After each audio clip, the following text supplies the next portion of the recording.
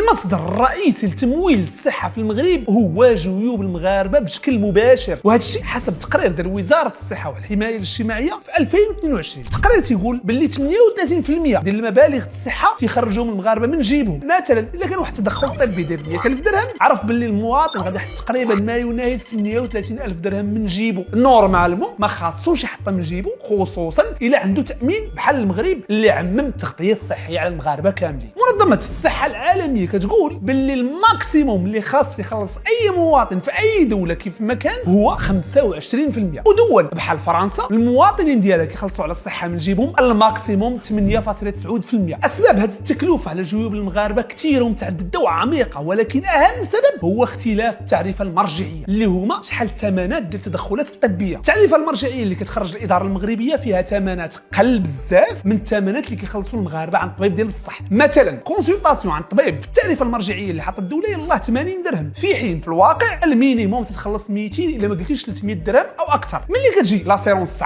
كتعوضك 70% على التعريفه المرجعيه اللي هي 80 درهم، وكتصدق في الحقيقه حاط 300 درهم ومعوضاك الدوله تقريبا واحد 60 درهم. وهذا غير عيب واحد من بزاف في المنظومه الصحيه. في السبيطارات العموميه الناس كيتشكاو انهم ما تيلقاوش الاجهزه، كيتاخروا المواعيد بزاف، طب ما كاينينش. اما في البوادي والاماكن البعيده غير نسى. واكثر حاجه كيتشكاو من الناس هي العساس ديال السبيطار اللي تيعانيوا معاه قبل لا يدخلوا يتعالجوا. ومع الاسف في اكادير اللي وسط المدينه راكم كاملين شفتوا حالات الوفيات اللي وقعوا في السبيطار واللي نوضوا ضجه. في القطاع العام عدد الاطباء اللي كان بالنسبه لكل 10,000 نسمه هو 3.6 طبيب، هذا الشيء في 2011. في 2020 هذا الرقم نقص من 3.6 ل 3.3 طبيب لكل 10,000 مواطن، في حين في القطاع الخاص قلبات القضيه تزادوا عدد الاطباء من 2.5 طبيب لكل 10,000 نسمه في 2011 ل 3.8 طبيب لكل 10,000 نسمه، اكثر من القطاع العام. والسبب ديال هذا الشيء بين واضح، الاجور والظروف المتدنيه اللي عند الاطباء في القطاع العام ما كتخليهمش يكملوا وكيفضلوا القطاع الخاص.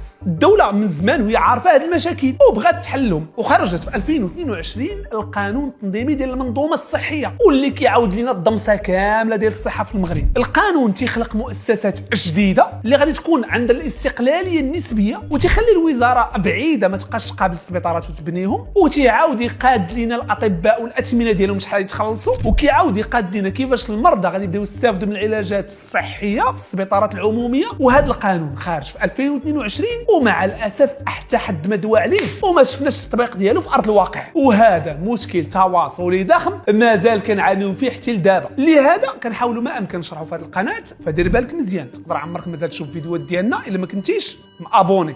تهلا.